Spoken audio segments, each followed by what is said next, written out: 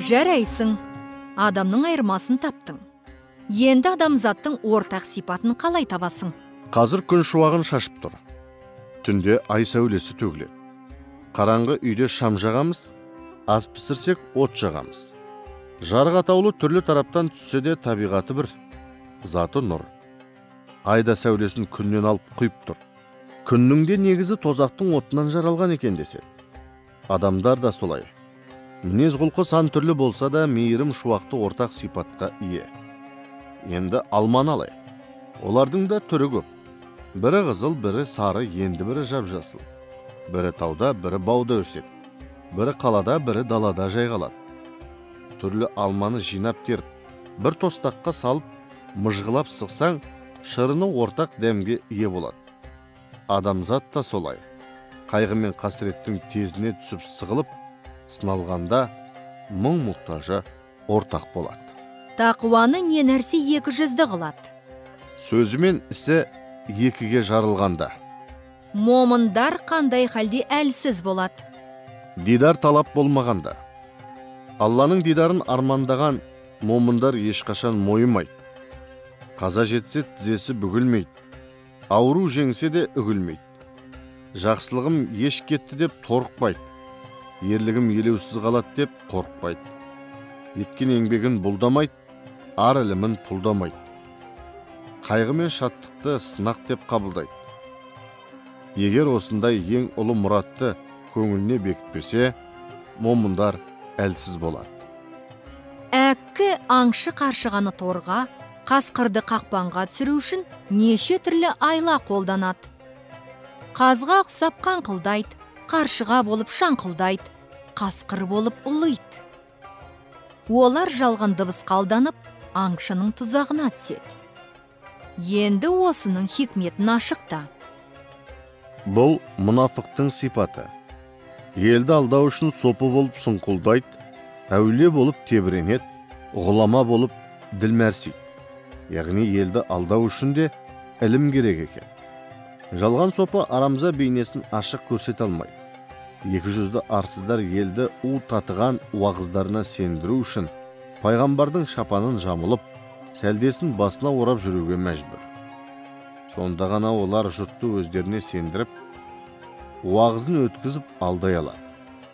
Арам жолмен асын тауып жесе де, жалғаншылар әулие әнбиенің абыройына тәуелді. Халық алаяқты қалай айырады? Пақырлығына қарап айырады. Әз пайғамбар ертең нешіп жеймін деп уайымдамаған. Ұрпағыма деп сандығында алтын күміс сақтамаған. Қорасында мал ұстамаған. Қарынбайға ешқашан ұқсамаған. Егер тақуаның, сопының, имамның қорасында малы, ауласында талы, сандығында күмісі, базарында түсімі болса, ол барып тұрған жалғаншы болғаны. Түркі жұртында есек қана ертеңін ойлап қайғырат деген сөз содан қалған. Әзіреті пайғамбарым кедейлік мақтанышым деген.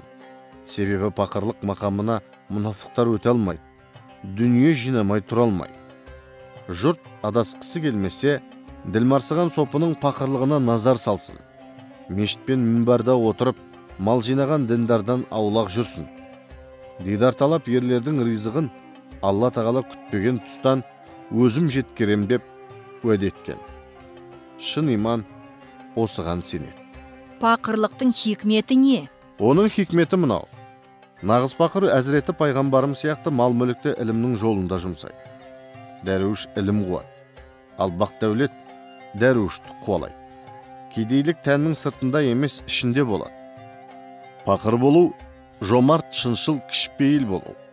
Кісіден бұрын асқа қол созбау, әдептен озбау, тойып тамақ ішпеу. Жоққа сабыр, барға қанағат ету. Ойға батып тағат түзбеу.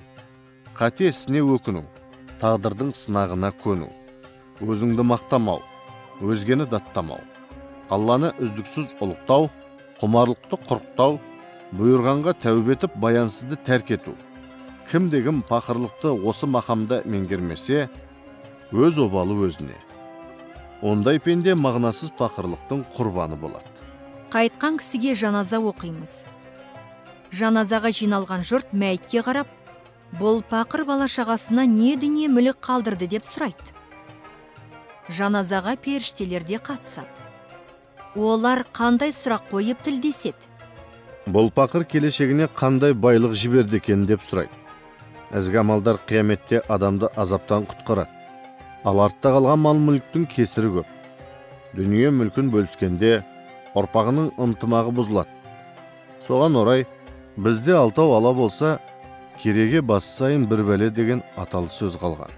Әзіреті пайғамбарымыз миғражға ұшқанда Сүлейменнің қазынасына кезікті. Бірақ алтын, күміс, дүр гауһар көзге шалынбады. Сонда нені көрді?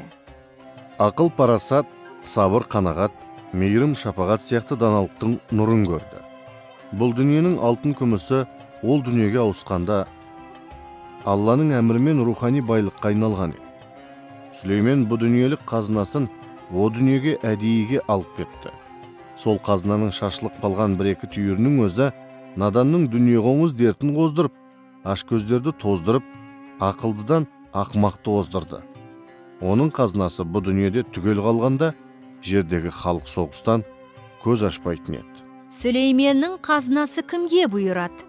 Ақжүрек момындарға бұйырады. Сүлейменнің қазынасын күзеткен періштелер түнде жерге түсіп, ұйқыдағы жұрттың жүрегін тексереді.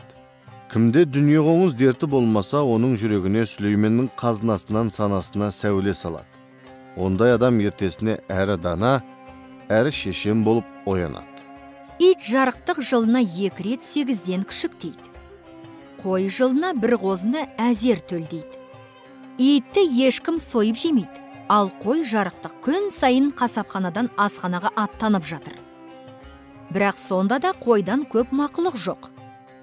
Ит байғұс сонша туса да көбей алмайды. Қой неліктен мұншалықты берекелі? Себебі қойлар таң сахарда ұйықтамайды. Ояу халде тік тұрып тәңірсін еске алады. Сондықтан қойдан береке үзілмейді. Ит керісінше, түнімен қаңғып, айға қарап, үріп, сүйек саяғын кеміріп, түн ортасы ауғанша ұйықтамайды. Сахар уақыты туғанда марғауланып қалғып кетеді. Сондықтан оған береке дарымады. Ел жұртым, ұрпақ жұрағатым, береке бірлікте өсіп өнсін деген мұсылмандар сахар уақытында ұйықтамайды. Олар сергек халде иллалламен таңда тұрады. Егер қастақуа, менен өткен мықты жоқ, тәубем көп деп мақтанса не болады? Ұлық Алла Құран кәрімде бүй дейді. Егер кімдегім хақтың жолынан тайса, Тәңірі тағала оның орнына басқа бір ақжүрек адамдар легін шығарады. Олар Алланы сүйет. Алла оларды сүйет. Тақуалығын айтып мақтанған адам Алланың махаббатынан махрұм қалады. Ғазалиді ғалым қылған кім?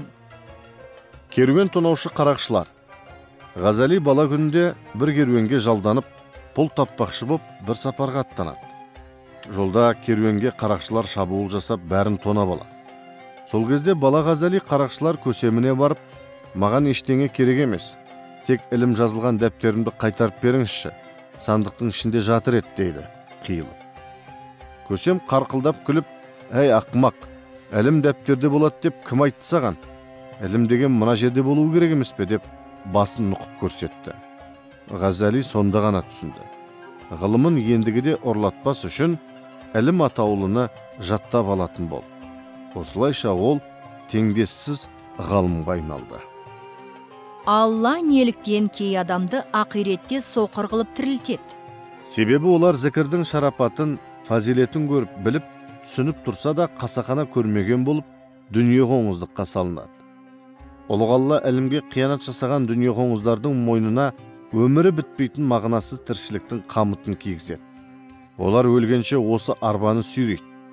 Ақыретте соқыр болып тіріледі. Олар: «Я Алла, бізді не үшін соқыр қылып тірілттің?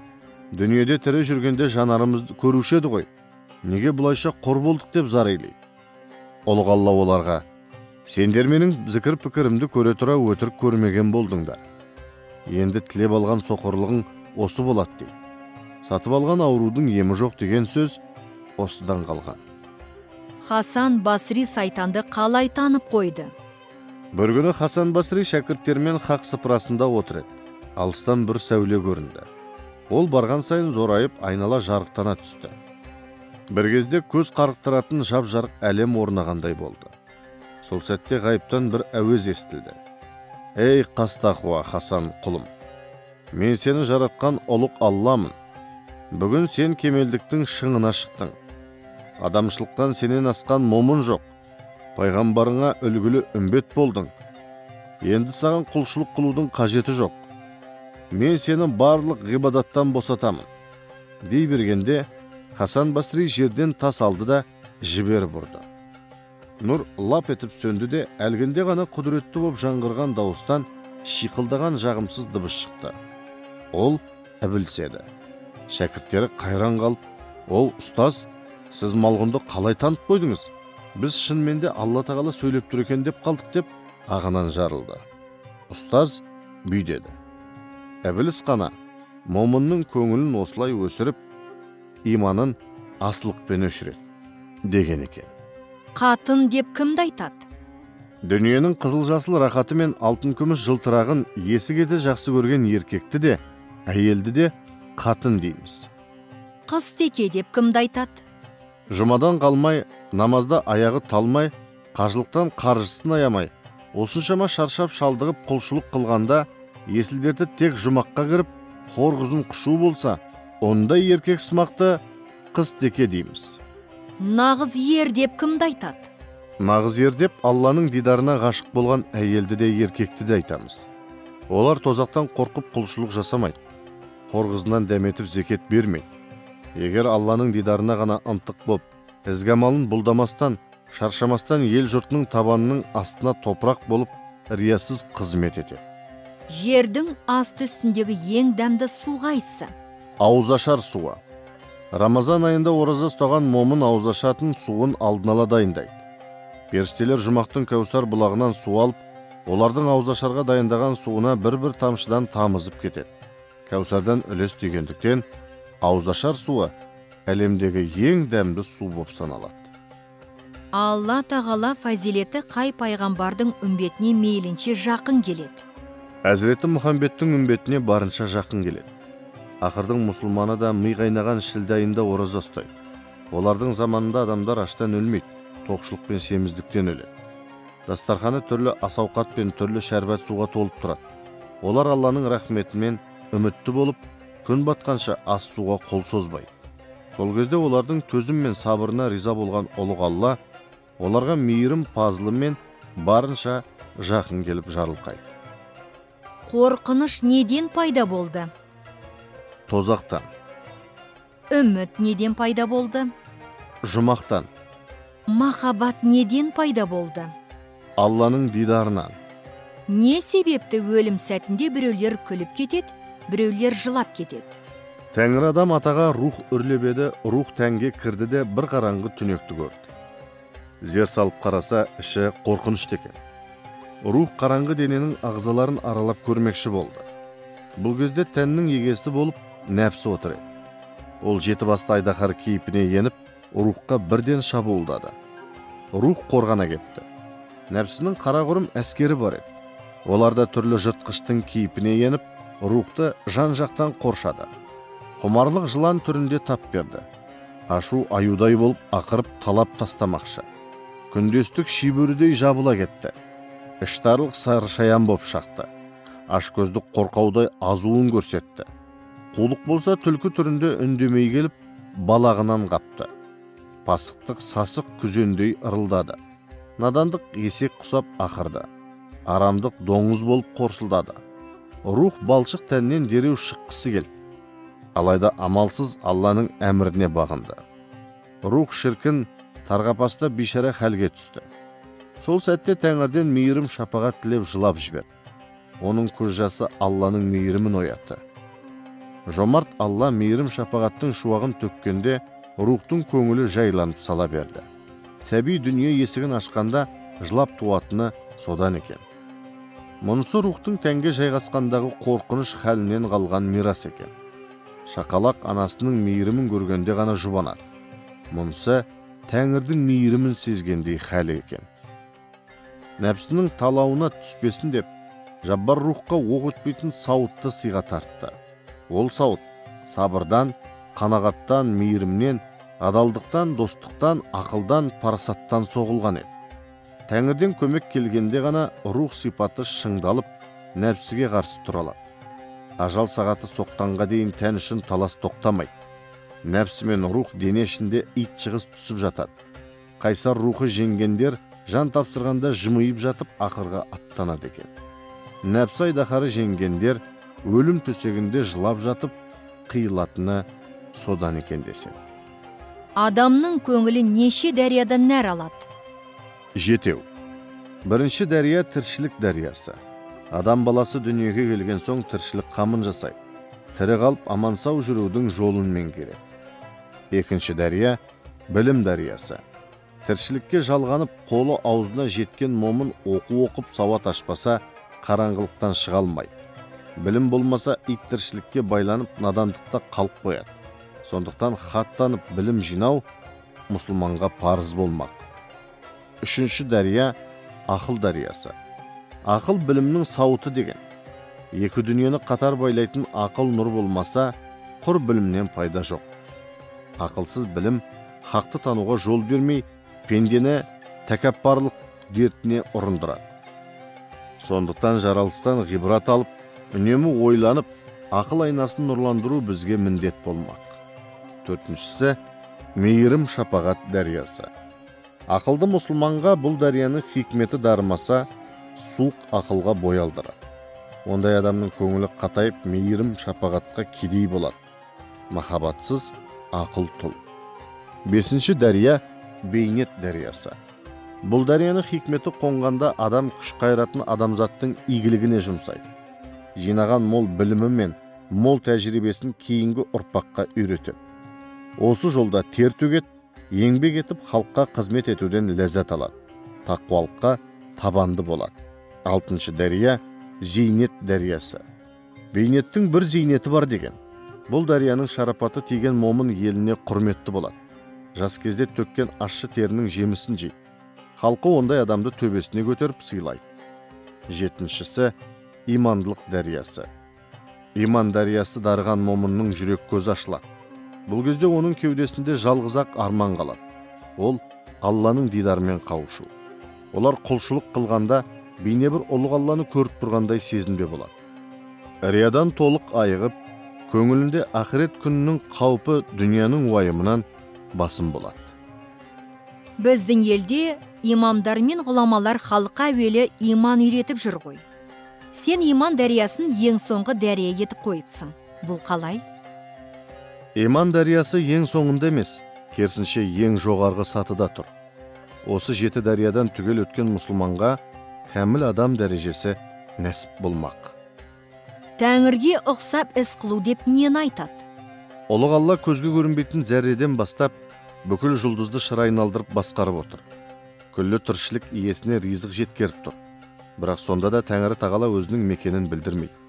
Қайда тұрғанын біле алмайсың. Мұсылманның баласы тура осылай іс қылса, сөзсіз ұлық дәрежені иеленеді.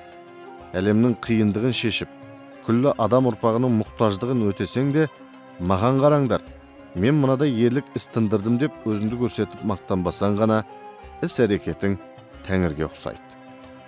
Мұсылманды не нәрсе рухани дертке шалдықтырады? Елге айтқан уағызын өзі істемесе. Екінші, тілі жүрегі қаламағанды сөйлемесе. Ұлық Алла Құран кәрімде бүйдет. Әй момындар, өздерің істемейтін нәрсені неге ел жұртқа айтасыңдар? Қайырлы амал ары таза момыннан туама, әлде мейірімді іс әрекет жасағанда кісінің ары тазарама? Риясыз амал мұсылманның ар-ұятын ағарта түседі.